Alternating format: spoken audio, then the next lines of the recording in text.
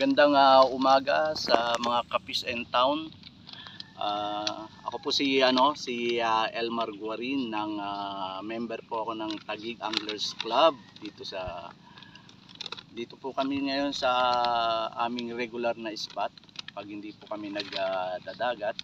Nagsimula po akong mamingwit nung aking teenage years, mga 14 to 15 ganyan. Gamit po ang isang stick ng kawayan dito rin po sa Lawa ng Laguna. Dito po ako nag-umpisang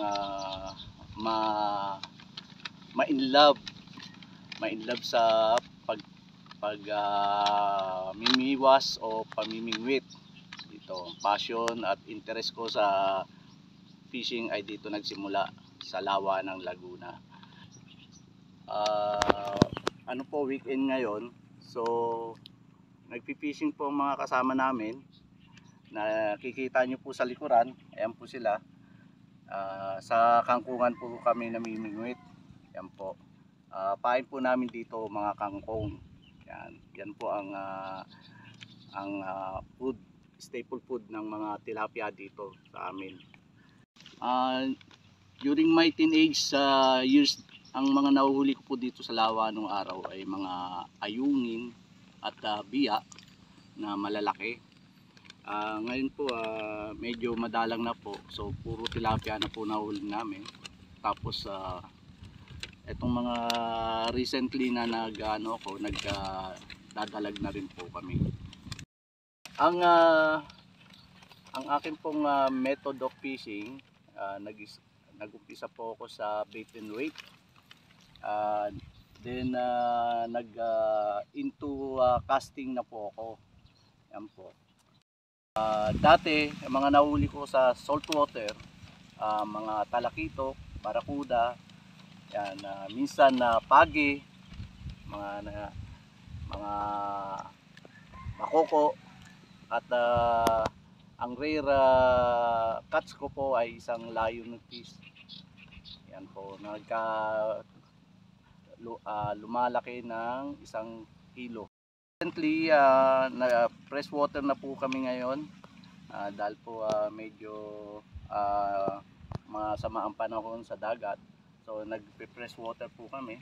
Ang mga huli po namin sa bangos, yan, dory, mga apahap, ganyan po. Saka ito, dito sa Lawa, for tilapia. Pag may time po kami, dumadayo po kami sa mga iba-ibang lugar ng Valenzuela at Bulacan, mga fish pen. Doon po kami nag-fishing. Dumadayo po kami sa mga iba't ibang spot para po alternative pag hindi po season ng tilapia dito sa aming lugar.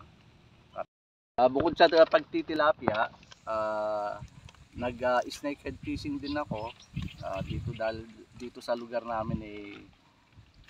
Laganap ang mga dalag, so mga native na dalag. So yung mga ibang klase ng dalag hindi po natin na-experience. So dito muna po kami nagdadalag sa lugar namin.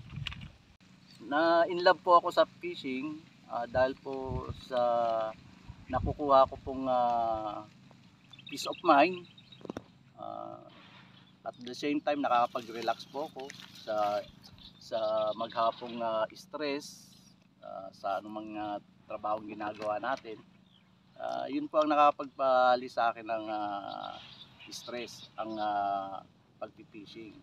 Saka po ang isang bagay na maganda kapag na-inlove ka sa fishing, yung marami kang nakakasalumuhang tao na iba't ibang klase ng tao na magiging kaibigan mo pagdating ng panahon dahil sa fishing. Yun ang magandang ang payo ko sa mga gustong maging hobby ang fishing. Enjoy nyo lang ang at kailangan dito ang haba ng pasensya. Sabi nga, kung wala kang pasensya, Hindi ka pwede sa angling community. Yun ang importante, ang pasensya. Kasi may huli at wala, okay lang. Nag-enjoy ka naman at nakipag salimuha ka sa mga iba't ibang klase ng tao. Yun lang may papayo ko.